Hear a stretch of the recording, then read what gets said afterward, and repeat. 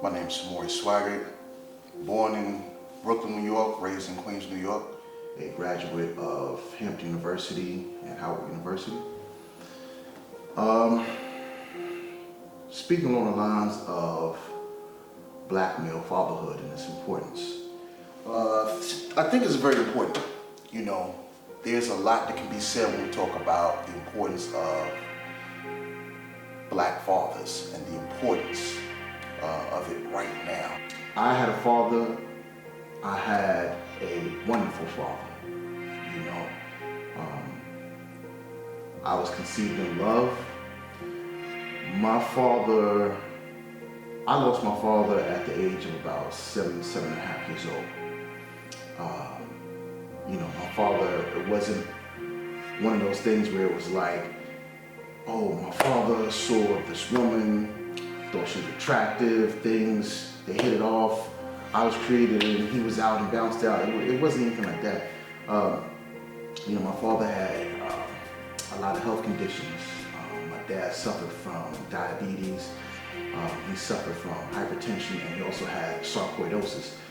That's the same thing that Bertie Mac passed away from. And so, by the time that I was 7.5, it took its toll, you know, and he passed away. And my mom was left to raise my brother and I by herself. You know, my mom is a very strong woman, strong-willed, you know, born and raised in Fairfield, Alabama, a family of 12, you know, 6 boys and 6 girls. So she raised my brother and I. My brother's 7 years older than me. And she raised my brother and I in Queens, New York, all throughout the 80s and 90s. You know, this is when the cocaine and crack era was crazy, you know, through the roof.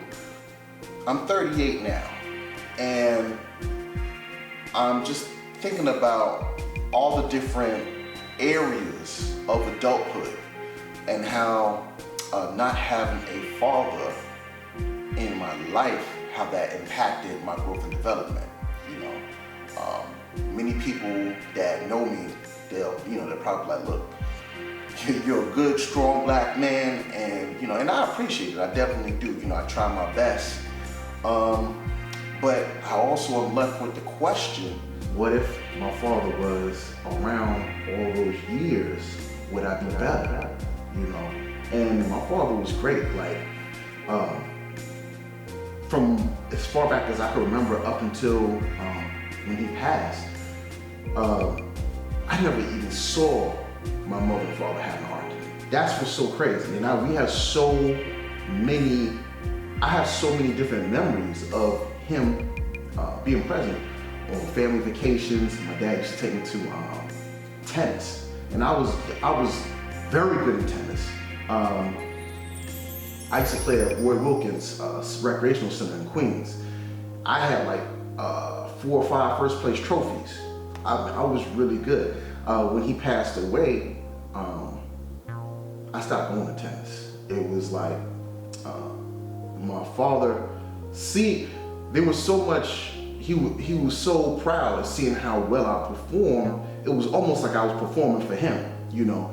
And when he passed away, I guess internally, subconsciously, I felt like, well, there was no need to, you know, go do tennis anymore. Young black males that are growing up without fathers, and not a lot of people are really speaking for them. You know, people are quick to harangue them, lambast them, demonize them, and it's like, well, hold up now. You know, this person didn't have the opportunity to be fully raised.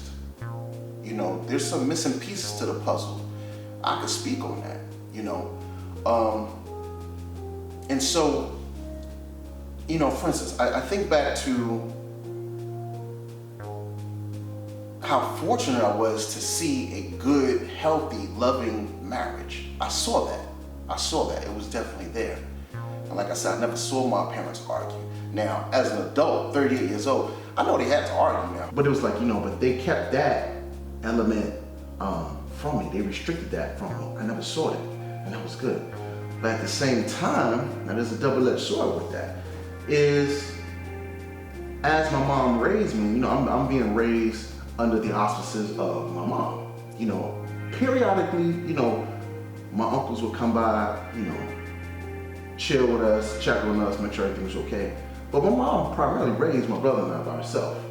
And it's like, you get a skewed version of how you would be in a relationship.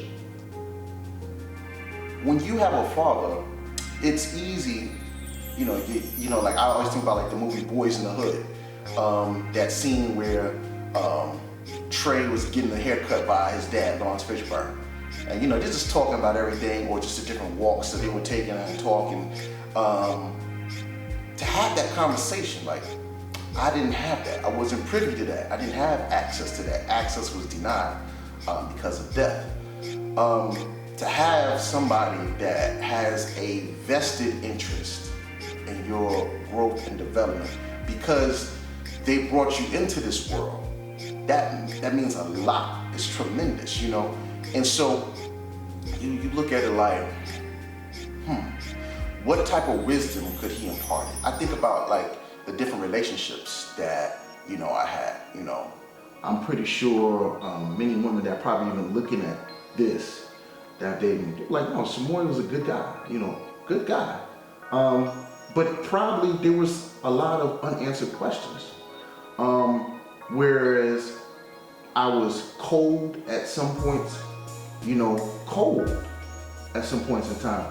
But at the same time, it's kind of like, when you have a father around, it's almost as if he's giving, just by watching, if you're just watching how he interacts with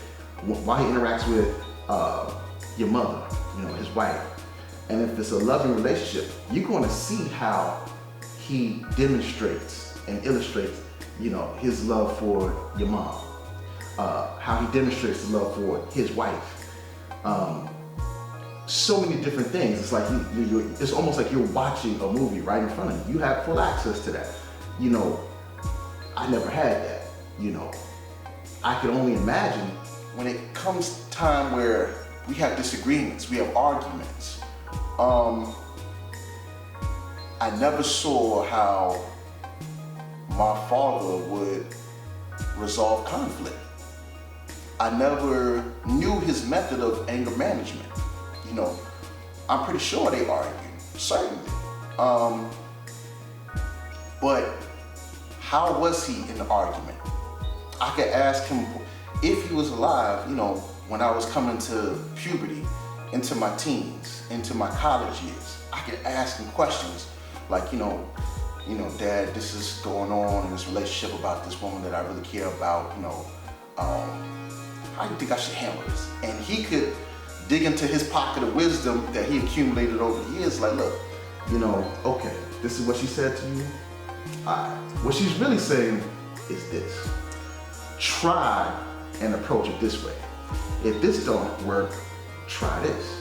Or, just fall back a little bit. Like, I know when I had first started dating, being raised by a mom, you have all types of feminine input. So I'm always thinking, be as loving as you can. Because, my mom's raised me, like, express yourself. You know what I'm saying?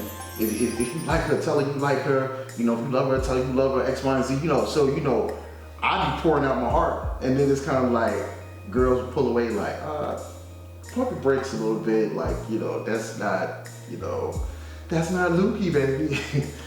But it's like, I had to learn that on my own. Like, oh, okay, I need to fall back. How do I balance not coming on so strong with how I feel about her? How do I balance that out? Whereas if I had a dad, it's kind of like he could tell me, look, okay, test her out a little bit. Give her a little bit of time. Rock with her, vibe with her, see what she say. Don't play her too hard. Don't call her too much. Give her a little bit of call. Then as the game got more complex and sophisticated, as I got older, then it's kind of like, okay, well, I kind of got that part down a little bit. But then comes the the guerrilla gang. You know, this is when you're like, all right, now I'm out for self. You know, I know not to give so much of my heart because that typically push people away. You know, most people can't handle you being truthful about love. Whereas when they get older and ready for marriage, now that's when everybody wants you to put all your heart and show everything that you're feeling. But, you know, back in the day, you know, when you're younger, your teens, your early 20s, you know, they're not ready for it. So, through learning through all of that, you also become a little callous and jaded because you're like, you know what, I'm not telling you, don't worry about how I feel. That's not important. Let's just enjoy what we have right now, and you know, we'll see where it goes. And so a lot of time I've dated a lot of women that truly love me, you know, and I think that I probably hurt a lot of them because of the fact that I was on the Heisman. You know, I was giving them the Heisman because it was like, nah, I've done the whole pouring out the river of your heart and emotions, and that didn't work. Now I'm being protective, I'm not giving you access. And so that hurt a lot of women because they're looking for what I was giving before, and now I'm not giving it, you know. And so once again, having a father, he could smooth that out, tell you how to balance that out, you know, when to do X, Y, and Z, like that. That he has a vested interest in your growth and making sure that you're doing the right thing. Although I've never seen them argue, it was bad because, like, you know, when it came time for arguments in relationships I had, it's like I never got physical. Like, no girl ever tell you that, like, oh, Samori punched me and slapped me. You know, when you find one, you let me know so I can go ahead and say you're a liar. But it's like, you know, my mom was always like, you know, you always be respectful for one. Always be respectful. But in the same breath, it's like, but I've never seen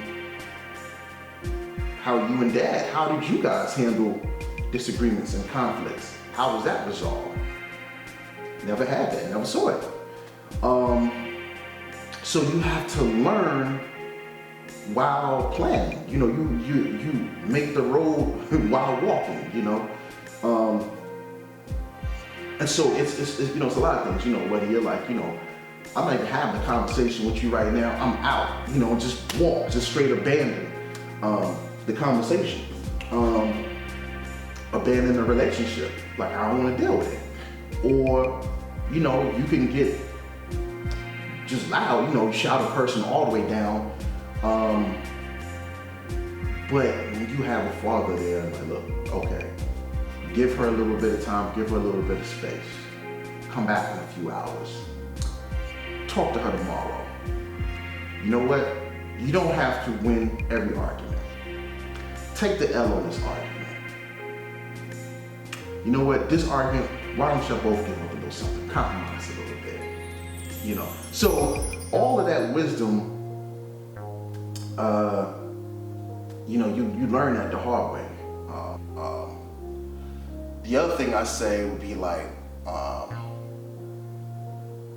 streetwise, there's so much that you could and should learn from having a father. You know, just even in self-defense, like, you know, growing up when I was, like I said, when my father died when I was 7 and a half. That's right before the age where, you know, most men are probably like, you know, teaching the kids how to throw hands, you know what I'm saying, and defend themselves. And, you know, you have to learn that the hard way. Like, you know, I've lost fights when I was little, won fights. You know, you have your, you know, I have my older brother, you know, so, you know, he would teach me a little bit of what he knew. But once again, he's only 7 years older than me. So my father passed when he was 14 or 15 years old. So that was at the prime, that was at a very crucial point at my brother's life, where he's in high school, where you definitely need a father, and he had to walk that road alone, you know. And so I'm looking at my brother for different lessons, you know, on how to move in the street, how to operate, how to, you know, assess friendships and when you're hanging out, this is how you carry yourself, the things to look out for, looking at certain behaviors, reading people's mannerisms, eye contact, all that type of stuff, you know what I'm saying? How to really listen to what somebody's saying, knowing when to just be quiet and observe the scenery.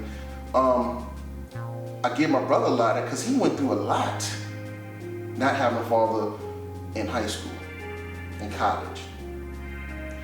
So listening to my brother, I'm a very good listener, watching him, and then going through my own